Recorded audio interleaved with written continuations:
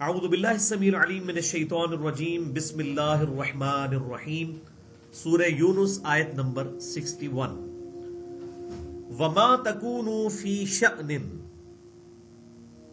اور اے محبوب صلی اللہ علیہ وسلم آپ نہیں ہوتے کسی بھی حال میں وما تتلو منہ من قرآن، اور نہ یہ کہ آپ قرآن میں سے تلاوت کر رہے ہوتے ہیں، ولا تعملون من عمل، اور نہ یہ کہ آپ جتنے بھی اعمال کر رہے ہوتے ہیں آپ صلی اللہ علیہ وسلم اور آپ کے جانثار صحابہ کرام علیہم رضوان، الا کنا علیکم شہودا، مگر یہ کہ ان تمام اعمال کے موقع پر ہم خود گواہ ہوتے ہیں۔ یعنی اے محبوب صلی اللہ علیہ وسلم آپ جب بھی قرآن کی تلاوت کریں یا آپ کسی بھی حال میں ہو یا کوئی بھی نیک عمل کریں تو آپ کا اللہ آپ کے ان تمام اعمال پر گواہ ہوتا ہے، خود بغیر فرشتوں کے۔ اللہ تعالیٰ فرشتوں کا محتاج نہیں۔ اذ تفیضون فیہ، جبکہ آپ کوئی بھی کام شروع کر رہے ہوتے ہیں۔ وما يعزب عن ربک من مثقال ذرۃ فی الارض، اور نہیں چھپا ہوا ہے آپ کے رب سے کوئی ذرہ بھی زمین میں، ولا فی السماء، اور نہ ہی آسمان میں، ولا اصغر من ذلک، اور نہ ہی کوئی اس ذرے سے بھی چھوٹی چیز، یعنی ذرے سے بھی، ایٹم سے بھی کوئی چھوٹی چیز ہے تو وہ بھی، ولا اکبر، اور نہ اس سے بڑی شے کوئی، الا فی کتاب مبین، مگر یہ کہ اللہ تعالیٰ نے ہر شے کو لوح محفوظ میں لکھ رکھا ہے۔ یعنی نہ صرف اللہ تبارک و تعالیٰ کا علم اس چیز کا احاطہ کیے ہوئے ہے، بلکہ اللہ تعالیٰ نے اس کو پہلے ہی اپنے ڈیوائن نالج کی وجہ سے ہر چیز کو لوح محفوظ میں لکھ رکھا ہے۔ تو اس آیت کے اندر بڑی خوشخبری ہے۔ امام کائنات سید الاولین والآخرین شفیع المذنبین رحمت للعالمین سیدنا و مولانا امام اعظم محمد رسول اللہ صلی اللہ علیہ وآلہ وسلم کے لیے پرٹیکولر، اور آپ صلی اللہ علیہ وسلم کے صحابہ اکرام علیہم رضوان کے لیے، کہ جب بھی آپ صلی اللہ علیہ وسلم قرآن کی تلاوت کر رہے ہوتے ہیں یا کسی بھی حال میں ہوتے ہیں یا کوئی بھی عمل کر رہے ہوتے ہیں تو اللہ تعالیٰ فرماتا ہے الا کنا علیکم شہودا، ہم خود گواہ ہوتے ہیں آپ صلی اللہ علیہ وسلم اور آپ کے اصحاب علیہم رضوان کے اعمال پر۔ یہ اللہ تبارک و تعالیٰ کی طرف سے کسی بھی اہل ایمان کے لیے بہت بڑی خوشخبری ہے۔ لہذا اس کانٹیکسٹ میں 3 احادیث بڑی اہم ہیں، میں یہاں پر بیان کر دیتا ہوں۔ پہلی حدیث صحیح مسلم سے انٹرنیشنل نمبر کے مطابق 6853 کہ آپ صلی اللہ علیہ وسلم نے ارشاد فرمایا، جو بھی کوئی شخص علم حاصل کرنے کے لیے سفر کو اختیار کرتا ہے، اور علم سے پرٹیکولر مراد علم دین ہے، علم حاصل کرنے کے لیے کسی سفر کو اختیار کرتا ہے تو اللہ تعالیٰ اس کے لیے جنت کا سفر آسان کر دیتا ہے۔ یعنی آپ لوگ بھی اتنی دور سے یہاں پر قرآن کلاس کے لیے آتے ہیں تو علم حاصل کرنے کے لیے، اور اس سے بہتر کوئی علم ہو ہی نہیں سکتا قرآن پاک سے بہتر۔ بخاری اور مسلم کی متفق علیہ حدیث ہے کہ تم میں سے سب سے بہتر شخص وہ ہے جو قرآن سیکھتا اور سکھاتا ہے۔ اب یہ سیکھنے اور سکھانے سے پرٹیکولر مراد ہا عین ثا ضاد اس قسم کی آوازیں نکالنا نہیں ہے، وہ تو عربیوں کو پہلے ہی آتی تھی۔ یعنی قرآن کا علم سیکھنا، ہمارے لیے دونوں چیزیں مراد ہوں گی، ہم نے تجوید بھی سیکھنی ہوگی اور اس قرآن کا فہم بھی سیکھنا ہوگا۔ تو سب سے بہتر وہ جو قرآن سیکھے اور سکھائے۔ اور یہاں صحیح مسلم 6853 نمبر حدیث میں آیا کہ جو بھی اللہ کی راہ میں سفر اختیار کرتا ہے علم حاصل کرنے کے لیے، اللہ تعالیٰ اس کے لیے جنت کا سفر آسان کر دیتا ہے۔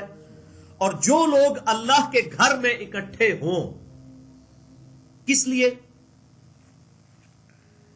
یتلون کتاب اللہ، اللہ کی کتاب کی تلاوت کرنے کے لیے۔ یعنی اجتماعی قرآن خوانی اگر کہیں پر کی جاتی ہے تو یہ بالکل صحیح مسلم کی حدیث سے ثابت ہے۔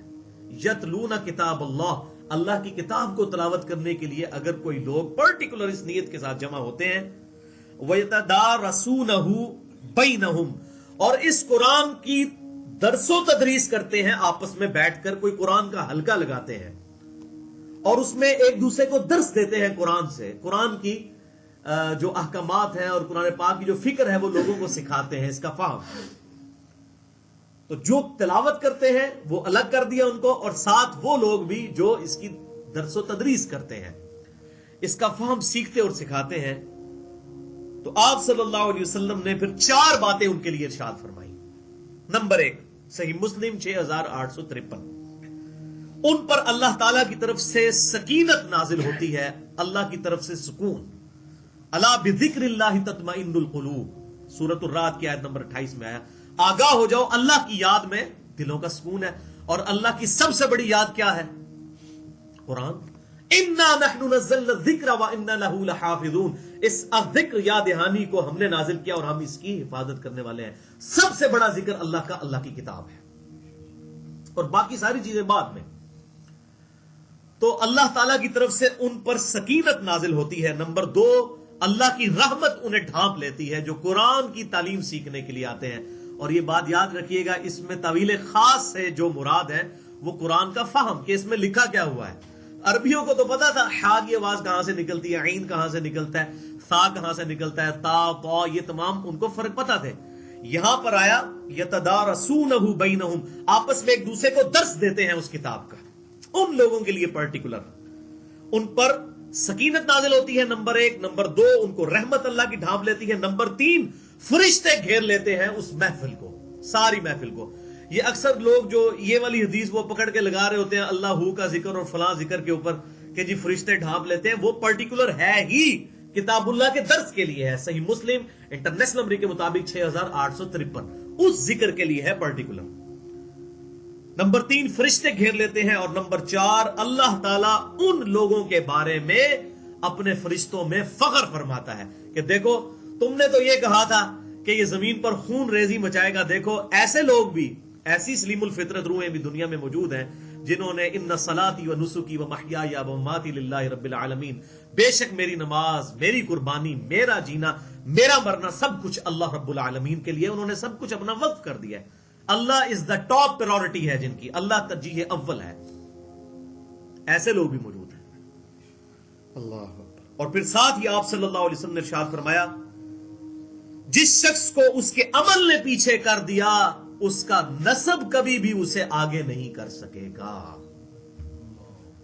یہ وہی حدیث ہے بخاری اور مسلم کی متفق علیہ حدیث. اے میری بیٹی فاطمہ، اس بات پہ مت اکڑنا کہ تم اللہ کے نبی کی بیٹی ہو، اگر اللہ نے تمہاری گرفت کر دی تو میں تمہیں بچا نہیں سکوں گا. حالانکہ سیدہ فاطمہ الزہرا رضی اللہ تعالی عنہا جنتی عورتوں کی سردار ہے. اصل میں ہمیں سنایا گیا کہ نبی کی بیٹی کی نسبت بھی اسے اس نسبت کا فائدہ نہیں ہوگا جب تک وہ نبی صلی اللہ علیہ وسلم کے احکامات کی پیروی نہیں کرے گا. لقد کان لکم فی رسول اللہ اسوۃ حسنہ، بے شک رسول اللہ صلی اللہ علیہ وسلم کی زندگی میں تمہارے لیے بہترین نمونہ ہے. اگر آپ صلی اللہ علیہ وسلم کی پیروی نہ کی تو آپ کا خود اعلان سن لیں، صحیح مسلم 6853، کہ جس شخص کو اس کے عمل نے پیچھے کر دیا اس کا نسب، اس کی رشتہ داری اس کو آگے نہیں کر سکتی. اب میرا ایک کلاس فیلو تھا انجینئرنگ یونیورسٹی میں، سید عمران شاہ، اور قادیانی تھا. اب مجھے بتائیے کہ اب اس کو یہ سید ہونے کی نسبت نفع کر سکتی ہے اگر وہ خاتم النبیین کا عقیدہ ہی اس کا درست نہیں ہے؟ تو یہ وہ بات ہے کہ آپ صلی اللہ علیہ وسلم نے ارشاد فرمایا، جس شخص کو اس کے عمل نے پیچھے کر دیا اس کی رشتہ داری اس کو آگے نہیں لے کے جا سکتی. اللہم لا مانع لما اعطیت ولا معطی لما منعت ولا ينفع ذا الجد منک الجد. اے اللہ، جسے تو عطا کرے اس سے کوئی روک نہیں سکتا، اور جس سے تو روک لے اسے کوئی عطا نہیں کر سکتا. اور بڑے سے بڑے شخص کو اس کا عہدہ، اس کا نسب کوئی فائدہ پہنچانے والا نہیں تیرے حضور، جب تک اعمال درست نہیں ہوں گے. یہ جو دعا میں نے پڑھی ہے بخاری اور مسلم میں آپ صلی اللہ علیہ وسلم کی متفق علیہ حدیث ہے. آپ صلی اللہ علیہ وآلہ وسلم فرض نمازوں کے بعد یہ دعا پڑھا کرتے تھے. تو یہ زبردست حدیث ہے قرآن حکیم کا درس کرنے کے اعتبار سے، اس کی تلاوت کے لیے اکٹھا ہونے کے اعتبار سے، کہ پرٹیکولر جو ذکر کی محفلوں کے بارے میں فضیلت آئی کہ فرشتے ڈھانپ لیتے ہیں، اللہ کی طرف سے سکینت نازل ہوتی ہے، رحمت نازل ہوتی ہے. کتنی باتیں اس صحیح مسلم کی اس حدیث میں آئیں. لیکن کن لوگوں کے لیے؟ جو لوگ قرآن پاک کی تلاوت کے لیے جمع ہوتے ہیں، وَيَتَدَارَسُونَهُ بَيْنَهُمْ، اور اس کی درس و تدریس کرتے ہیں آپس میں ایک دوسرے کے ساتھ. دوسری حدیث صحیح بخاری اور مسلم کی متفق علیہ حدیث، اسی کانٹیکسٹ میں یہ جو آیت سورہ یونس کی آیت نمبر 61، کہ نبی جب بھی آپ تلاوت کر رہے ہوتے ہیں اللہ تعالیٰ خود گواہ ہوتا ہے اس وقت آپ کی اس تلاوت کے دوران. بخاری اور مسلم کی متفق علیہ حدیث ہے، یہ دوسری حدیث، بخاری میں 5023، مسلم میں 1845، کہ آپ صلی اللہ علیہ وآلہ وسلم نے ارشاد فرمایا، اللہ تعالیٰ اتنی توجہ کے ساتھ کسی اور شے کو نہیں سنتا جتنی توجہ کے ساتھ وقت کے پیغمبر کی تلاوت کو سنتا ہے جب وہ کتاب اللہ کی تلاوت کرتا ہے، قرآن کی تلاوت کرتا ہے، اور اس حال میں یتغنی بالقرآن، قرآن کو پورے ترنم کے ساتھ وہ پڑھتا ہے۔ اور دوسری بخاری اور مسلم کی حدیث میں آیا، حسن الصوت بالقرآن، اپنی آواز خوبصورتی کے ساتھ قرآن پاک کی تلاوت کے لیے وہ اپنی آواز کو نکالتا ہے۔ تو یہ یتغنی کا لفظ استعمال ہوا ترنم کے ساتھ قرآن پاک کو پڑھنا۔ اس سے یہ بات پتہ چلی کہ ترنم کے ساتھ قرآن پڑھنا یہ نبی کی سنت ہے، اور آپ صلی اللہ علیہ وسلم کی اس سنت پر جو عمل کرتا ہے اللہ تعالیٰ سب سے زیادہ متوجہ ہو کر اس کی تلاوت کو سنتا ہے۔ یہی وجہ ہے کہ قرآن حکیم کو اتنے ترنم کے ساتھ پڑھا جاتا ہے، اور دنیا میں یہ واحد کتاب ہے جو کتاب ہے اور ترنم کے ساتھ پڑھی جاتی ہے۔ باقی کتابیں جو ویسی طرح پڑھی جاتی ہیں، اور کتنے غیر مسلم مسلمان ہوئے ان کے لیے بڑی اٹریکشن کا سبب تھا کہ یہ کتاب ہے جسے ترنم کے ساتھ پڑھا، پھر اس میں صوتی آہنگ بھی موجود ہے۔ اب دیکھیں کتنا بیلنس ہے، اس طریقے سے شاعرانہ کلام جیسا بیلنس نہیں ہے، لیکن جو آزاد نظم کا سٹائل ہے وہ قرآن پاک سے ڈیٹیکٹ کیا گیا۔ بہرحال اس میں ایک ملغوتی غنا موجود ہے، اس کے اندر ڈیوائن میوزک ہے قرآن پاک کے اندر ایک خاص قسم کا۔ اور تیسری حدیث صحیح بخاری کی انٹرنیشنل نمبر کے مطابق 7527، اور یہ تو کنکلوڈنگ الفاظ ہیں۔ آپ صلی اللہ علیہ وسلم نے ارشاد فرمایا کہ جو شخص یتغنی بالقرآن، قرآن کو ترنم کے ساتھ نہیں پڑھتا وہ ہم میں سے ہے ہی نہیں۔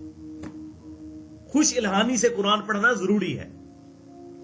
اور آپ دیکھیں عرب کے قراء کتنے پیاری، اگر آپ اس کی مشاری راشد کی آواز سنیں، اسی طریقے سے ابوبکر شاطری کی، ابراہیم شریم کی، اور اس طریقے سے سعد الغامدی کی، کس طرح وہ بڑے اہتمام کے ساتھ قرآن پاک کو پورے پروٹوکول کے ساتھ پڑھ رہے ہوتے ہیں ترنم کے ساتھ۔ تو یہ قرآن پاک کو ترنم کے ساتھ پڑھنا، اس میں اللہ تعالیٰ نے ایسا ملکوتی غنا رکھا ہے، ڈیوائن میوزک رکھا ہے کہ یہ پڑھا بھی جاتا ہے۔ اب سورہ فاتحہ کو دیکھیں، ہم بار بار ہر نماز کے اندر پڑھتے ہیں، اعوذ باللہ السمیع العلیم من الشیطان الرجیم۔ میں بھی اب اس سنت پہ عمل کرتے ہوئے اس کو غنا کے ساتھ پڑھتا ہوں۔ الحمد للہ رب العالمین الرحمن الرحیم مالک یوم الدین إياك نعبد وإياك نستعين اهدنا الصراط المستقيم صراط الذين أنعمت عليهم غير المغضوب عليهم ولا الضالين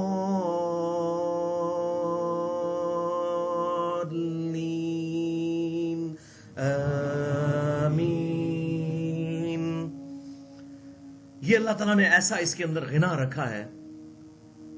اور وہ ایک امریکن مسلمان ہوا ہے، میں اگلے دن اس کو سن رہا تھا، بالکل نابینا ہے وہ شخص، اور اللہ تعالیٰ نے اسے کیا آواز دی ہے، ابھی اس کا نام میرے ذہن سے اتر رہا ہے، اور وہ قرآن پاک کی تلاوت سن کے ہی اس کا دل اٹریکٹ ہوا ہے اس طرف، اور اب ماشاءاللہ وہ ایسا قرآن پڑھتا ہے کہ وہ، ہمیں تو ایڈوانٹیج ہے سب کانٹیننٹ کے لوگوں کو کہ ہم الفابیٹس کم از کم اردو زبان کے وہی حروف تہجی ہیں جو عربی کے ہیں۔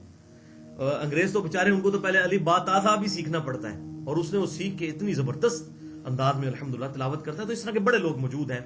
اللہ تعالی ہمیں بھی سوز و گداز والی آواز نصیب کرے، اور قرآن پاک کو بڑی خوش الہانی کے ساتھ پڑھنے کی توفیق عطا فرمائے۔ اور اس میں مجھے وہ حدیث بھی یاد آ گئی جامع ترمذی کی صحیح سند کے ساتھ کہ آپ صلی اللہ علیہ وسلم نے ارشاد فرمایا کہ جو شخص بھی کتاب اللہ سے ایک حرف کی بھی تلاوت کرتا ہے تو اللہ تعالیٰ اس کے بدلے اس کو 10 نیکیاں عطا فرماتا ہے۔ یہ صحیح سند کے ساتھ ہے۔